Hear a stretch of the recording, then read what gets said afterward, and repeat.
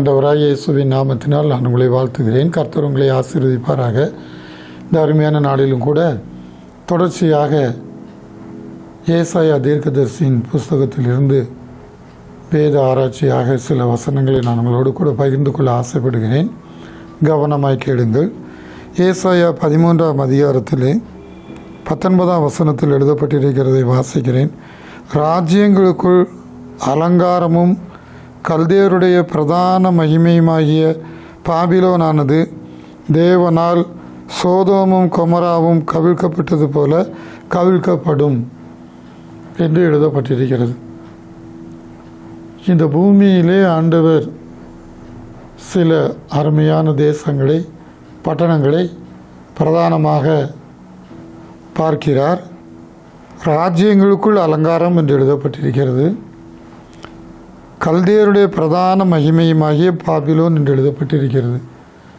ராஜ்யங்களுக்குள் அலங்காரமான ஒரு ராஜ்யம் பாபிலோன் ராஜ்யம் என்பதாக எழுதப்பட்டிருக்கிறது. பாபிலோன் என்று சொன்னாலே அது பாவம் நிறைந்த, அக்கிரமம் நிறைந்த, அநியாயம் நிறைந்த ஒரு இடம். ஏசாயா தீர்க்கதரிசியானவன் அந்த குறித்து காண்கிற தரிசனம் என்னவென்று சொன்னால், இந்த நாட்களிலே பூமியிலே பாவங்களை கூட்டி, அநியாயத்தை கூட்டி, அக்கிரமத்தை கூட்டி செயல்படுகிற நகரங்களுக்கு அதற்கு ஈடு இணையாகத்தான் இந்த பாபிலோன் எழுதப்பட்டிருக்கிறது. ஆதலால் இந்த பாபிலோன் என்று சொன்னால் நீங்கள் இப்பொழுது இருக்கிற பாபிலோனை எடுத்துக்கொள்ள வேண்டுமானாலும் எடுத்துக்கொள்ளலாம். ஆனால் அதற்கு இணையாக காணப்படுகிற தேவனுக்கு விரோதமான பாவத்தையும் அதன் கிரியைகளையும் செய்கிற பட்டணம். அதனால் தான் ராஜ்யங்களுக்குள் அலங்காரமானது என்று எழுதப்பட்டிருக்கிறது. இன்றைக்கும் ராஜ்யங்களுக்குள் அலங்காரமாய், விசேஷித்த வண்ணமாய் அநேக பட்டணங்கள் காணப்படுகிறது. இந்தியாவை எடுத்துக்கொண்டாலும் எத்தனையோ பட்டணங்கள், உலக நாடுகளை எடுத்துக்கொண்டாலும் அதில் இருக்கிற எத்தனையோ பட்டணங்கள் அலங்காரமாய் காணப்படுகிறது.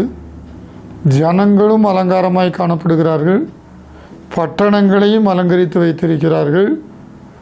ஆதலால் அது பாவம் நிறைந்த பயங்கரமான தேசம் என்பதாக இந்த வேத வாக்கியத்திலே அருமையான ஏசாயா சொல்லுகிறான்.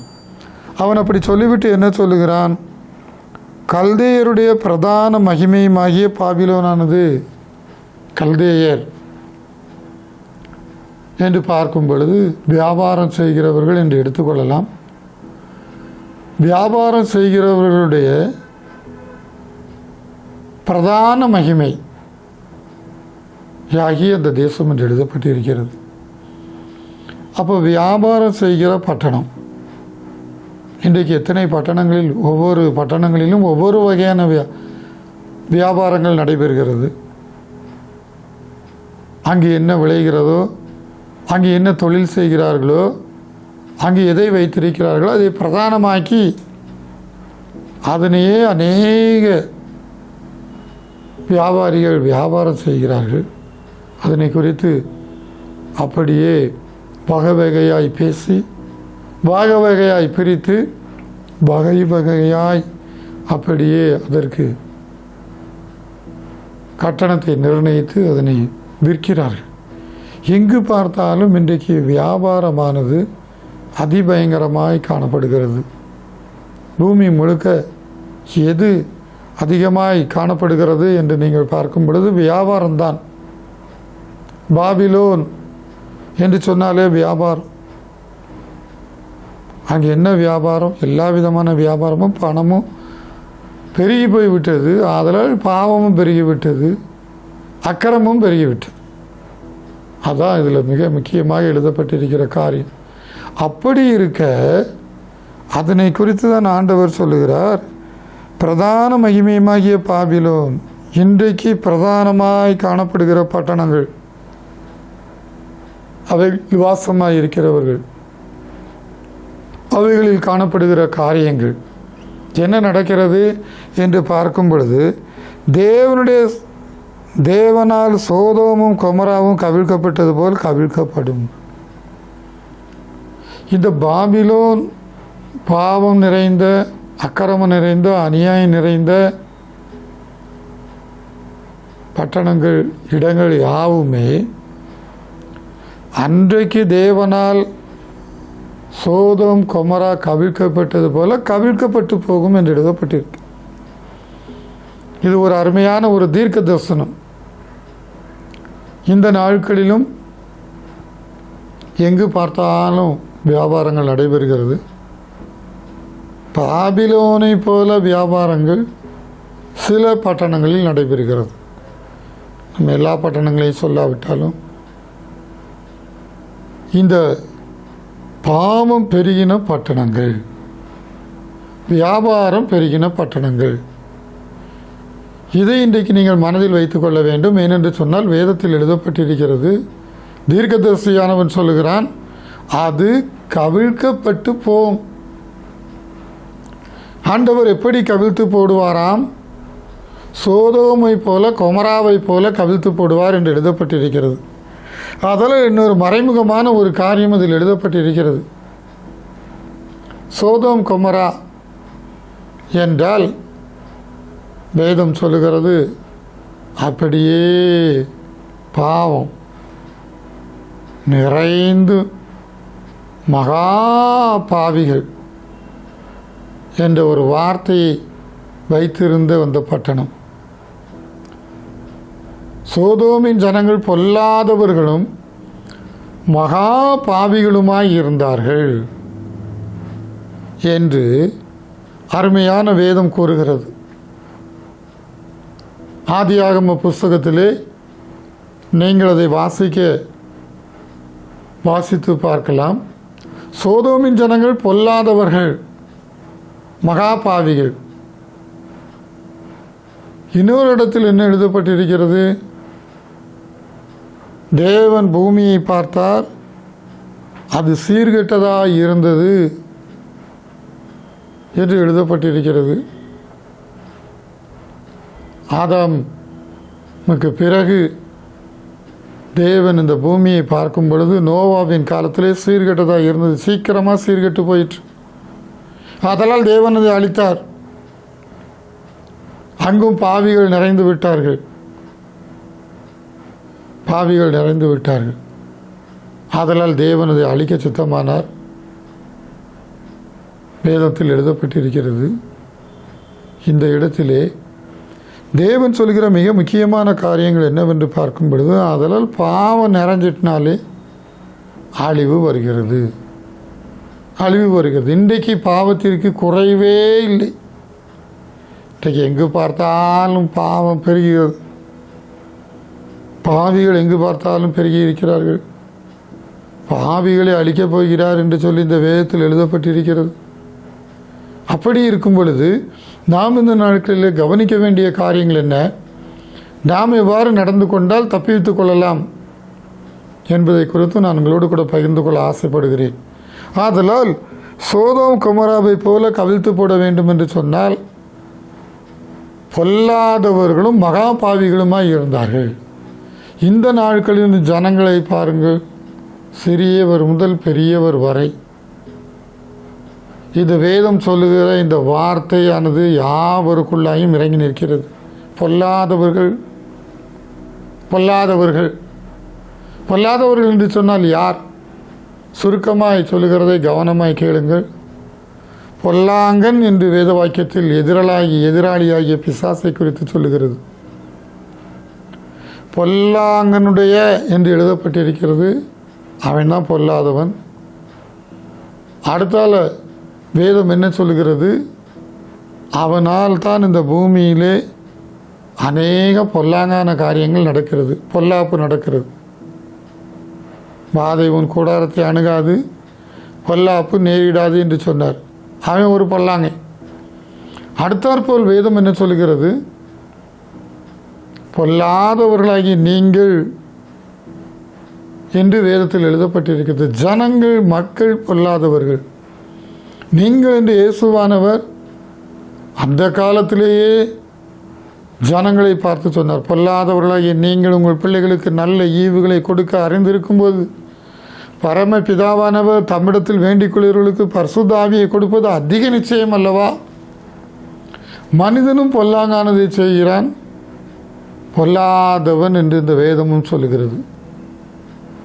இந்த பொல்லாதவன் என்று எழுதப்பட்டிருக்கிறபடியினால் அந்த பொல்லாங்கனுடைய கிரியைகளை விட்டுவிட்டு, அந்த பொல்லாத கிரியைகளை விட்டுவிட்டு நாம் பரிபூரணமாய் நன்மை செய்கிறவர்களாய் நீதிமான்களாய் மாற வேண்டும். ஆனால் பொல்லாதவங்களுடைய குணமே பரிபூர்ணமாக இருந்தாலும் பிள்ளைகளுக்கு நல்ல ஈவுகளை கொடுக்க அறிந்திருக்கும் போது என்று எழுதப்பட்டிருக்கிறது. ஆனால் வேதம் சொல்லுகிற இந்த குணாதிசயங்களை பார்க்கும் பொழுது எல்லாரும் பிள்ளைகளுக்கு நல்ல ஈவுகளை கொடுக்க அறிந்து, பரமபிதாவானவர் பொல்லாதவர்களே நல்லதை கொடுப்பாங்கன்னு சொன்னான். நல்லவராகிய ஆண்டவர், நல்லவராகிய தேவன், தேவனை தவிர வேறொரு நன்மையான நன்மைகளை செய்கிற ஒருவரும் இல்லை என்று எழுதப்பட்டிருக்கிறது. தேவனை தவிர நல்லவன் ஒருவனும் இல்லை என்றே இந்த வேதம் சொல்லுகிறது. அப்படி இருக்க நன்மையான ஈவுகளை பரிசுத்த ஆவியானவரை குறித்து எழுதப்பட்டிருக்கிறது, நன்மைகளை. அப்போது நன்மைகளை கொடுக்கிற தேவாதி தேவனானவர் நமக்கு அவருடைய பரிசுத்த ஆவியாகிய நன்மையை பொல்லாங்கன் என்கிற ஸ்தானத்திலிருந்து நம்மை எடுக்க வேண்டும். பொல்லாதவர்கள் என்கிற அந்த ஸ்தானத்திலிருந்து நம்மை விடுவித்து சர்வ வல்லமையுள்ள தேவன் அப்படியே நல்ல ஈவுகளாகிய பரிசுத்த ஆவியானவரை கொடுக்க வேண்டும் என்று விரும்புகிறார். அதைத்தான் அருமையான யோவேல் தீர்க்க தரிசனமாய் சொல்லுகிறான். மாம்சமான யாவரும் என் மேலும் என் ஆவியை ஊற்றுவேன். உங்கள் குமாரரும் உங்கள் குமார்த்திகளும் தீர்க்க தரிசனம் சொல்லுவார்கள். உங்கள் வாலிபர் தரிசனங்களையும் உங்கள் மூப்பர் சொப்பனங்களையும் காண்பார்கள் என்று எழுதப்பட்டிருக்கிறது. அந்நாளிலே வேத வாக்கியம் சொல்லுகிறது, அப்படியே என் ஊழியக்காரிகள் மேலும் என் ஆவியை ஊற்றுவேன் என்று எழுதப்பட்டிருக்கிறது. அப்போ தேவன் சொன்ன வாக்கு தத்தங்களை நிறைவேற்றும் பொழுது தேவன் இந்த பொல்லாங்கான கிரியைகளையும் பொல்லாங்கான காரியங்களையும் அப்படியே ஜனங்களிடமிருந்து எடுத்து போட விரும்புகிறார். அது அவருக்கு பிடிக்காது. பொல்லாங்கனுடைய கிரியைகளை குறித்து பார்க்கும் பொழுது அதனை இந்த ஜனங்கள் கற்றுக்கொண்டு விட்டார்கள். அதனை கற்று செயல்படுத்தி கொண்டே வருகிறார்கள். அந்த கிரியைகளை கூட்டிக் கொண்டே வருகிறார்கள். காலம் செல்ல செல்ல கடைசி காலம் வர வர வர பொல்லாங்கனுடைய கிரியைகளை செய்கிறார்கள். ஆனால் அவன் ஆதி முதல் பாவம் செய்கிறான் என்று எழுதப்பட்டிருக்கிறது. ஒரே ஒரு வார்த்தை. அப்படியே பாவத்தை செய்யும்படிக்கு தூண்டுகிறது யார்? பாவத்தை செய்கிறது யார்? அந்த சுவாபம் மனிதனுக்குள்ள எப்படி வந்தது என்று பார்க்கும் பொழுது இவன் அந்த சுவாபத்தை இழுத்து கொண்டான். இவன் அந்த சுவாபத்தை அப்படியே பொல்லாங்கனிடமிருந்து பெற்றுக்கொண்டான் என்று தான் சொல்ல வேண்டும். ஆதலால் இந்த நாட்களில் வேதம் விரும்புகிற காரியம் என்ன? தேவன் விரும்புகிற காரியம் என்ன? அவர் அதனை முற்றிலுமாய் நீக்கி போட்டுவிட்டு தம்முடைய பரிசுத்த ஆவியை கொடுத்து பொல்லாதவர்களை நல்லவர்களாக மாற்றப் போகிறார். பொல்லாதவர்களை நல்லவர்களாக மாற்ற முடியும் இவரால். அதற்குத்தான் இந்த வேதம் சொல்லுகிறது, கர்த்தர் நல்லவர் என்பதை ருசித்து பாருங்கள் என்று எழுதப்பட்டிருக்கிறது. தேவன் நல்லவர், இயேசுவானவர் நல்லவர், பரிசுத்த ஆவியானவரும் நல்லவர். திரியேக தெய்வமாகிய மூவரும் இந்த பூமியிலே ஆதி நாட்களில் இருந்தே இந்த நாட்கள் வரைக்கும் இனிமேலும் வரப்போகிற நாட்களிலும் கூட நன்மையே செய்கிறவர்கள். அவரை குறித்து எழுதப்பட்டிருக்கிறது, தீமையை பார்க்க மாட்டாத சுத்த கண்ணன் என்று எழுதப்பட்டிருக்கிறது. நன்மையே செய்கிறவர்கள், நல்லவர்கள். ஆதலால் தான் பூமியில் இருந்த நாட்களிலே இயேசுவானவர் அவரை குறித்து அநேகர் சாட்சி கொடுத்தார்கள். ஆதலால் இன்றைக்கு உங்களையும் என்னையும் அவரை போல நல்லவராய் மாற்ற வேண்டும் என்பதற்காகத்தான் இயேசுவானவர் தம்மை தாமே ஜீவ பலியாகிய சிலுவையிலே ஒப்பு கொடுத்து இரத்தத்தை சிந்தினார். மரித்து அடக்கம் பண்ணப்பட்டு பாதாளத்தில் இறங்கி 3ஆம் நாளிலே உயிரோடு பரலோகத்திற்கு எழுந்து சென்றார். எதற்காக? எதற்காக? நீங்களும் நானும் நல்லவர்களாய் மாற வேண்டும், பொல்லாங்கான குணத்தை விட்டுவிட வேண்டும், பொல்லாங்கனுடைய கிரிகளை விட்டுவிட வேண்டும், பொல்லாங்கனுடைய பேச்சை விட்டுவிட வேண்டும், அவனுடைய வார்த்தைகளை எடுத்துக்கொள்ளக்கூடாது, அவனுடைய கிரிகளை செய்யக்கூடாது. மாறாக நல்லவராகிய இயேசுவானவர், நல்லவராகிய பிதாவானவர், நல்லவராகிய பரிசுத்த ஆவியானவர், இந்த மூவரின் கிரியைகளையும் நாம் எடுத்துக்கொண்டு அதனை செயல்படுத்த வேண்டும். அதற்குத்தான் கர்த்தர் ஒவ்வொரு மனிதனையும் அழைத்து பரிசுத்தமாக்கி ரட்சித்து, அப்படியே ரட்சிப்பை கொடுத்து, அபிஷேகத்தை கொடுத்து, வரங்களை கொடுத்து, வல்லமைகளை கொடுத்து, பரலோக ராஜ்யத்திற்கென்று அவர்களை அப்படியே நியமித்து அந்த பாதையிலே கூட்டிச் செல்கிறார். செம்மையான பாதையிலே கூட்டிச் செல்கிறார். பரலோக வழியிலே, பரிசுத்த பாதையிலே, நித்திய ஜீவ பாதையிலே, ஜீவ ஒளியிலே நடத்தி செல்கிறார். ஜீவ ஒளியிலே நடத்தி செல்கிறார். அனுதினமும் நடக்க வேண்டும், வாராவாரமும் நடக்க வேண்டும் அவருடைய வழியிலே, வருடா வருடங்களாய் அவருடைய வழியிலே நடக்க வேண்டும். இன்றைக்கு நடக்கிற பரிசுத்தவான்கள் அநேகர் இருக்கிறார்கள். ஏற்கனவே நடந்தவர்கள், இப்பொழுது நடக்கிறவர்கள், இனிமேல் நடப்பவர்கள். வர வர வர வர தேவனானவர் தம்முடைய ஜனங்களை, அவரை ஏற்றுக்கொள்ளுகிறவர்களை, பொல்லாங்கனுடைய கிரியைகளை விட்டு, பொல்லாங்கனை விட்டு இயேசுவை நோக்கி ஓடி வந்து அவரை ஏற்றுக்கொள்ளுகிறவர்களை அவர் அதிகாரம் கொடுத்து தம்முடைய பிள்ளையாய் மாற்றி அப்படியே அவருடைய வழியிலே, உண்மையான வழியிலே வழிநடத்தி செல்கிறவர், உண்மையான வழியிலே வழிநடத்தி செல்கிறவர். அதனால் இந்த தேவன் சாதாரணமானவர் அல்லவே அல்லவே. இவர் யாவற்றை கண்காணித்து கொண்டே இருக்கிறார். ஆதி காலங்களிலே சோதோம் கொமோராவின் பட்டணம் பயங்கரமாய் பெருகிவிட்டது, அக்கிரமங்கள் பயங்கரமாய் பெருகிவிட்டது. தேவன் அதை பார்த்து அழிக்க சித்தமானார். ஆதலால் அன்றைக்கு வேதவசனம் சொல்லுகிறது, பரிசுத்தவான்களோடு கூட பேசி அவர்களை அழிவினின்று தப்புவிக்கும்படிக்கு கரங்களை பிடித்து இழுத்து கொண்டு விட்டார் என்று எழுதப்பட்டிருக்கிறது. இன்றைக்கு என்ன நடக்கப் போகிறது? இந்த வேதம் சொல்லுகிறது, பாபிலோனானது தேவனால் சோதோமும் கொமோராவும் கவிழ்க்கப்பட்டது போல கவிழ்க்கப்படும். 13ஆம் அதிகாரம் 19ஆம் வசனத்தில் கவிழ்க்கப்படும். அதில் சந்தேகமே இல்லை. ஆண்டவர் கவிழ்த்து போடுவார். அது எப்படி கவிழ்க்கப்படும் என்று தான் எழுதப்பட்டிருக்கிறது. அதை நீங்கள் சற்று யோசித்து பார்க்க. கைச்செய்கை இல்லாமல் ஒரே நிமிஷத்திலே கவிழ்க்கப்பட்ட சோதோம் கொமோரா என்று எழுதப்பட்டிருக்கு. கையை நீட்டி சொல்லும்னால ஒரு செகண்ட் தான் ஆயிருக்கும், அதற்குள்ளாக கவிழ்க்கப்பட்டு போனது. அப்போ வேதம் சொல்லுகிற இந்த கடைசி நாட்களிலே இருக்கிற இந்த பட்டணங்கள் கவிழ்க்கப்பட போகிறதே. நீங்கள் எங்கு குடியிருக்கிறீர்கள்? பட்டணங்களிலா அல்லது கிராமங்களிலா என்று பார்க்கும் பொழுது மிக கவனமாய் நடந்து கொள்ள வேண்டும். பட்டணங்கள் என்று சொன்னால் அப்படியே பாவத்தை செய்வதற்கான பட்டணங்கள், பாவத்தினால், அநீதியினால், அக்கிரமத்தினால் நிறைந்திருக்கிற பட்டணங்கள் எத்தனை!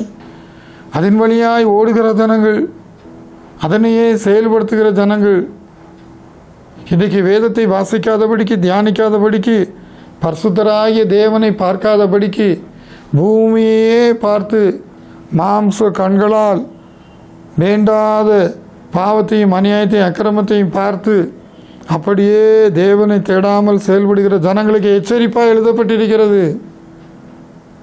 நீங்கள் யாராக இருந்தாலும் பட்டணம் போகிற போக்கிலே போகக்கூடாது. பட்டணம் போகிற போக்கிலே போகக்கூடாது. பட்டணம் எங்கே போகுது? பாவத்தினால் நிறைந்து பாதாளத்தை நோக்கி செல்லுகிறது. பட்டணம் எங்கே போகுது?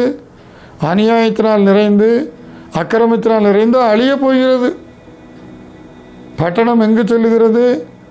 பரலோக தேவனை விட்டுவிட்டு அதிபயங்கரமான இருளுக்குள்ளாய் செல்லுகிறது.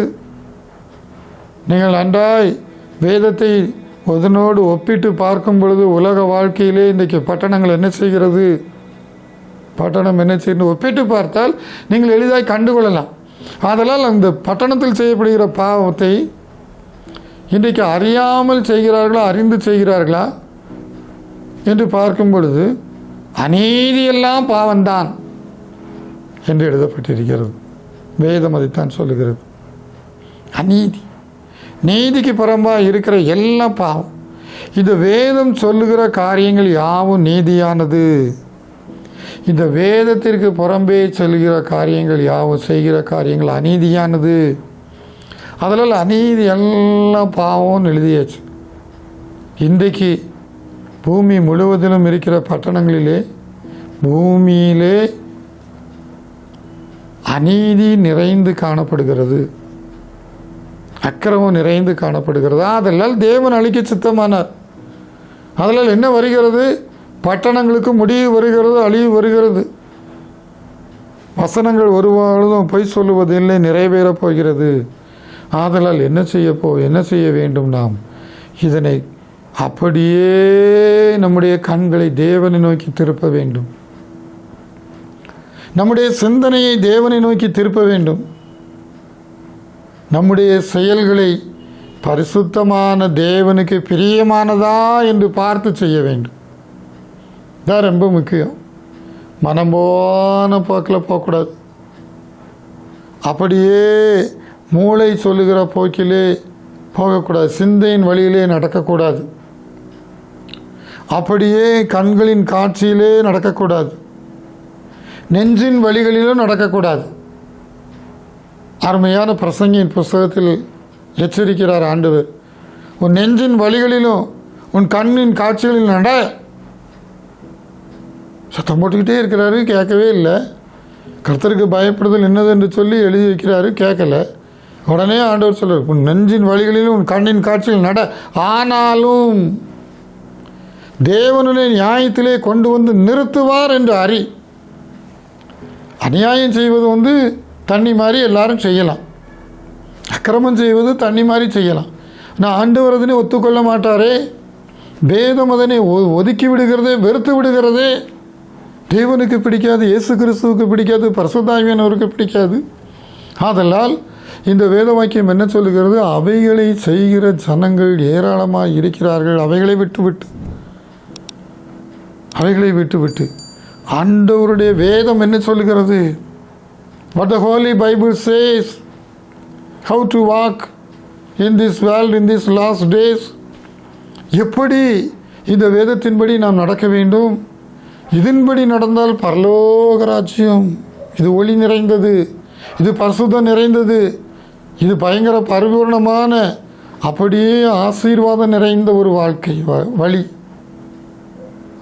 ஆனால் இதனுக்குள்ளாய் ஜனங்களை இழுத்து கொண்டு வந்து எப்படியாகிலும் மீதியானவர்களையாவது காப்பாற்ற வேண்டும், கீழ்ப்படுகிறவர்களை காப்பாற்ற வேண்டும், ரட்சிக்க வேண்டும் என்பதற்கு தேவன் தாமே இந்த கடைசி நாட்களில் பெரிய திட்டத்தையும் வைத்திருக்கிறார். பெரிய பிளான் வைத்திருக்கிறார். அதான் எழுப்புதல், அதான் பின்மாறி, அதான் அருமையான அவருடைய முகத்தின் பிரகாசம் தோடு அவர் இறங்கி வந்து கிரியை செய்வது. ஆதலால் இத்தனை வழிகளை இவர் இந்த நாட்களிலே வைத்திருக்கிறபடியினால் நாம் இந்த நாட்களிலே அப்படியே அவரை பார்த்து திரும்ப வேண்டும்.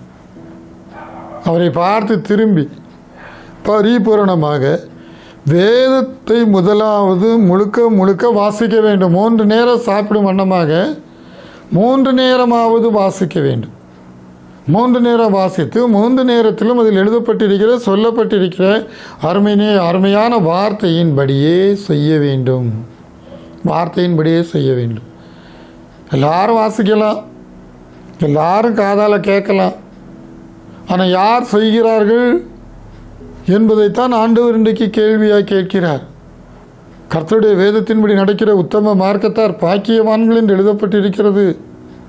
இதனை செய்யும்படிக்குத்தான் ஆண்டவர் சொன்னார். திருவசனத்தை கேட்கிறவர்களாய் மாத்திரமல்ல, you may read, you may hear the word of God, but apply the word of God in your life. நீங்கள் இதை கேட்கலாம், நீங்கள் இதை பார்க்கலாம், வாசிக்கலாம், ஆனால் இந்த வார்த்தையை செயல்படுத்த வேண்டும். அதைத்தான் ஆண்டவர் விரும்புகிறார். அவர் விரும்புகிற காரியத்தை இந்த நாட்களில் செய்யும்படிக்கு நீங்களும் நானும் ஆயத்தமாகிக் கொள்ள வேண்டும். காலங்கள் குறுகிவிட்டது, காலங்கள் முடிந்து விட்டது. தேவனுடைய ராஜ்யம் இறங்கி வருகிறது. தேவனுடைய ராஜ்யத்திற்கு பிற்பாடு அப்படியே தேவனும் இறங்கி வருகிறார், அப்படியே பரிசுத்த ஆவியானவர் இறங்கி வருகிறார். பரிபூரணமாய் அவருடைய ஆளுகையினால் பூமியை நிரப்பப்பட போகிறது. மாம்சமான யாவர் மேலும் என் ஆவியை ஊற்றுவேன். I will pour out my spirit upon all flesh. ஊற்றுவேன். உங்கள் குமாரரும் உங்கள் குமாரத்திகளும் தீர்க்க தரிசனம் சொல்லுவார்கள். Your daughters and sons shall prophesy. அப்படியே வாலிபர் தரிசனங்களை காண்பார்கள், மூப்பர் சொப்பனங்களை காண்பார்கள் என்ற வசனம் நிறைவேறப் போகிறது. The last promises of God is going to be fulfilled very soon in these days. இப்பொழுது நிறைவேறப் போகிறது, வெகு சீக்கிரத்தில், வெரி சூன் நிறைவேறப் போகிறது. அவர் ஊற்றும்படிக்கு ஆயத்தமாகிவிட்டார். உங்களால் ஒருவேளை பரிசுத்தமான வழியிலே வந்து சேர முடியாது, பரிசுத்தமாய் நடக்கவும் முடியாது. இந்த வேதம் சொல்லுகிறது, பலத்தினாலும் அல்ல, with all your might you cannot walk in the holy path. அப்படியே அவருடைய வழியிலே நீங்கள் நடக்க வேண்டும் என்று சொன்னால் உங்களுடைய எல்லா முயற்சினாலும் முடியாது. பலத்தினால் அல்ல, பராக்கிரமத்தினாலும் அல்ல, பராக்கிரமத்தினாலும் முடியாது. கர்த்தருடைய ஆவியினாலே ஆகும்.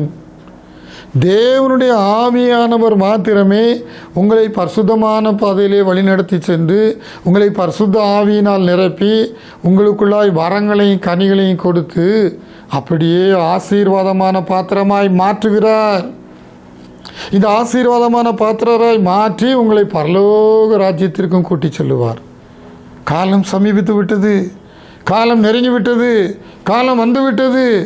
ஆதலால் என் அருமையான சகோதரனே, சகோதரியே, நீங்கள் யாராக இருந்தாலும் பரவாயில்லை, கடைசி காலங்கள் வந்திருக்கிறபடியினால் ஆண்டவரே நாங்களுமே நோக்கி பார்க்கிறோம். எங்களை ஆசீர்வதித்து உம்முடைய பரிசுத்த ஆவியினால் எங்களையும் எங்கள் பிள்ளைகளை நிரப்பும் என்று கேட்போம். எங்கள் அன்பின் பரலோக பிதாவே, இந்த அருமையான வேலைக்காய் நாங்களுமே துதிக்கிறோம், சோத்தரிக்கிறோம். ஆண்டவரே, இதோ உம்முடைய வார்த்தையை ஆண்டவரே நாங்கள் கேட்டோம். இதோ தீர்க்கதரிசியானவன் சொல்லுகிறான், சோதோமை போல கொமராமை போல ஆண்டவர் பட்டணங்களை கவிழ்த்து போடுவார் என்று எழுதப்பட்டிருக்கிறதை நாங்கள் கேள்விப்படுகிறோம். அப்படியே இந்த நாட்களிலும் பட்டணங்கள் பாவங்களால் நிறைந்திருக்கிறது. பட்டணங்கள் கவிழ்க்கப்பட்டு கொண்டே வருகிறது. எங்கு பார்த்தாலும் பூமி அதிர்ச்சிகள் வருகிறது. பட்டணங்களிலே பயங்கரமான சேதங்கள் வருகிறது. இயற்கையினால் பேரழிவுகள் வருகிறது. நாங்கள் காண்கிறோம், கேள்விப்படுகிறோம். இந்த வேளையிலும் தயவாய் எங்களுக்கு இறங்கும். இயேசுவே, நீர் எங்களுக்கு இறங்கும். ஆதி நாட்களிலே சோதம் கொமராவுக்குள்ள இருந்த நீதிமான்களை நீர் விடுவித்த கர்த்தர் அல்லவா? இன்றைக்கும் நாங்கள் நீதிமான்கள் என்று சொல்லப்படுவதற்கு பாத்திரம் அல்ல. எங்களை நீதிமானை மாற்றி எங்களை விடுவியும். இந்த உலகமான மாயையிலிருந்து, இந்த உலகமாகிய அக்கிரமத்திலிருந்து, பாவமாகிய கட்டுகளிலிருந்து ஆண்டவரே எங்களை விடுவியும் என்று கேளுங்கள். ஹல்லேலூயா. மை துதிக்கிறேன், உம்மை ஸ்தோத்திரிக்கிறேன். ஆண்டவரே, இப்பொழுதே நம்முடைய சமூகத்திலே ஜெபிக்கிற ஆண்டவரே, நம்முடைய பரலோக வழியிலே வர வேண்டும் என்று வாஞ்சிக்கிற ஜனங்களை கண்ணோக்கி பார்ப்பீராக. இப்பொழுதே நம்முடைய ரட்சிப்பு இவர்களுக்குள்ளாக இறங்குவதாக, நம்முடைய வல்லமை இவர்களுக்குள்ளாக இறங்குவதாக. பாவ கட்டுகளை உடைக்கிறேன் இயேசுவின் நாமத்தினால், அக்கிரமத்தின் கட்டுகளை உடைக்கிறேன் இயேசுவின் நாமத்தினால், இயேசுவின் நாமத்தினால். பரிபூர்ணமான முகத்தின் பிரகாசம் இவர்களுக்குள்ளாக இறங்கி பாவத்தை மன்னித்து தேவனாகிய கர்த்தர்களை மீட்டுக்கொள்வீராக, ரட்சிப்பீராக என்று கெஞ்சுகிறேன். அதன் மூலமாக ஆமீன். ஆண்டவர், இதனை கேட்கிற ஜனங்களும் அவர்கள் பிள்ளைகளும் ஆண்டவரே பரிசுத்த ஆவியானவரை பெற்றுக்கொண்டு ஆண்டவரே கேளுங்கள் கொடுக்கப்படும் என்று சொன்ன வார்த்தை நிமித்தமாக மாம்சமான யாவர் மேலும் ஆவியை ஊற்றுவேன் என்ற வார்த்தை நிமித்தமாக இவர்கள் மேல் ஊற்றுவீராக. அப்படியே பரிசுத்தாவின் மழை இவர்கள் மீது பொழிவதாக. பரிசுத்த ஆவியானவர்களை அபிஷேகம் பண்ணுவீராக. அந்நிய பாஷையோடு ஆண்டவர் இறங்குவாராக, தம்முடைய வல்லமையினால் நிரப்புவாராக. அப்படியே வரங்கள் இறங்குவதாக, கனிகள் இறங்குவதாக. இவர்கள் பெற்று உமக்குள்ளாய் மகிழ்ந்து கலிகூறவும் எல்லாவற்றிலிருந்து விடுதலை பெற்றுக்கொள்ளும்படிக்கு ஆவியானவர் ஆளுகை செய்யும்படிக்காக செபிக்கிறேன்.